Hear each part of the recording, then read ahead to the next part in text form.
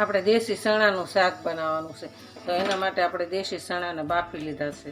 બાફીને આપણે કમ્પ્લીટ તૈયાર કરી દીધા. આપણા ચણા સરસ બફાઈ ગયા છે, એકદમ સરસ. તો હવે આપણે આને પાણીમાંથી બહાર કાઢી નાખીશું. મીઠું નાખીને બાફ્યા છે એટલે આપણે સરસ બફાઈ ગયા. આપણે આને થોડી વાર રહેવા દઈશું. આપણે 2 ટમેટા કાપી લીધા છે અને 1 ડુંગળી અને લીલું મરચું એની આપણે ગ્રેવી કરવાની છે. તો આપણે આમાં બ્લેન્ડરમાં કાઢી લઈશું. આપણે ટમેટાની ગ્રેવી તૈયાર થઈ ગઈ છે. હવે આપણે મરચાં અને ડુંગળીની ગ્રેવી કરીશું. આપણે આની અંદર લસણ નાખીશું. કઠોળનું શાક હોય ને એટલે લસણ હોય તો સારું લાગે, એટલે આપણે હવે લસણ નાખી ડુંગળી, લસણ અને મરચાં ત્રણેયની આપણે પેસ્ટ કરી નાખી છે. આપણી પેસ્ટ સરસ તૈયાર છે. તો હવે આપણે વઘાર કરીશું. હવે વઘાર કરવા મૂકી આપણે એની અંદર 2 પાવડા આપણે જીરાનો વઘાર કરીશું.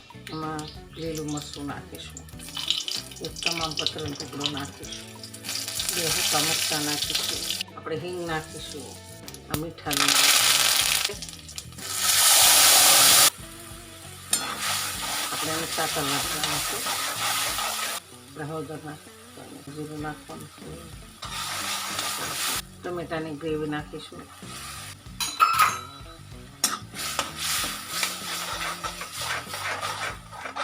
આપણે તેલ બહાર નીકળી જાય ત્યાં સુધી આપણે એને સાતરવા દેવાની છે. આપણે લાલ મરચું નાખીશું 1 ચમચી. આપણે ઉપર થોડુંક પાણી એડ કરીશું. પાણી એડ કરી અને આપણે હવે 2 મિનિટ માટે ઢાંકી દઈશું. આપણે સરસ ઉકળી ગયું છે અને તેલ આવી ગયું છે, સરસ થઈ ગયું.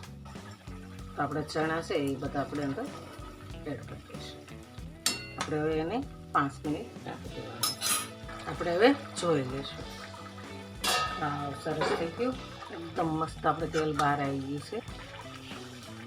આપણે એમાં લીલા ધાણા એડ કરીશું. આપણું શાક સરસ, ચણાનું શાક સરસ તૈયાર છે, એકદમ મસ્ત બની ગયું છે. તો હાલો ખાવા.